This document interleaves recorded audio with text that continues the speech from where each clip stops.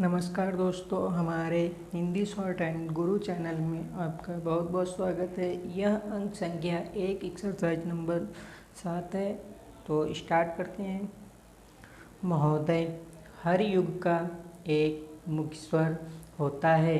आधुनिक युग में विज्ञान और प्रौद्योगिकी का स्वर सबसे मुखर है।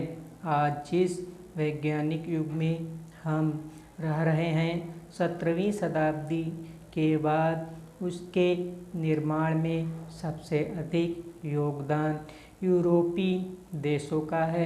यह बात अलग है कि इससे पहले भारत, चीन और अरब आदि एशियाई देशों ने विज्ञान के क्षेत्र में अनेक उपलब्धियां प्राप्त की थीं और यूरोप के देश इन उपलब्धियों से लगातार लाभ उठाते रहे।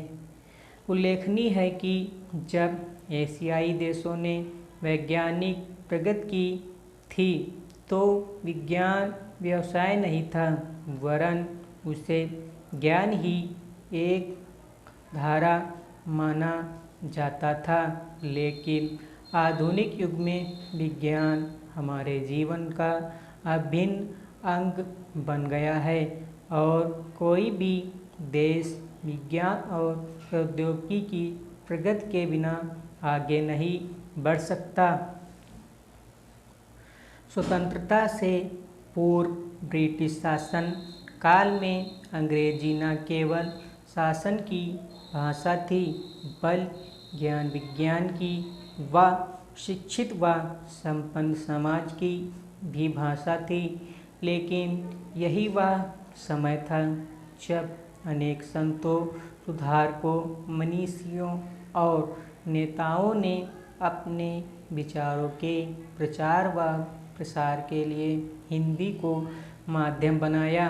अपनी दूरदर्शिता के कारण उन्होंने ऐसी भाषा को अपनी भावधारा के प्रचार का साधन बनाया जो सारे देश में बोली और समझी जाती थी। उल्लेखनीय है कि हिंदी को देश की संपर्क भाषा और ज्ञान विज्ञान की भाषा के रूप में अपनाने का समर्थन करने वालों में अधिकांश अहिंदी भाषी थे। स्वतंत्रता संग्राम की इसी पृष्ठभूमि में भारत के स्वतंत्र होते ही भारत के प्रश्न पर नए सिरे से विचार हुआ और हमारे राष्ट्र निर्माताओं ने बड़ी सूझबूझ के साथ संविधान में देश की 15 भाषाओं को शामिल किया और हिंदी को केंद्र की राजभाषा के रूप में स्वीकार किया। इससे स्पष्ट है कि देश का शासन देश की भाषाओं में ही चलाए जाने के संबंध में नीति निर्धारित कर दी गई। भारत एक विशाल देश है जहाँ अनेक भाषाएं और बोलियां बोलने वाले लोग रहते हैं।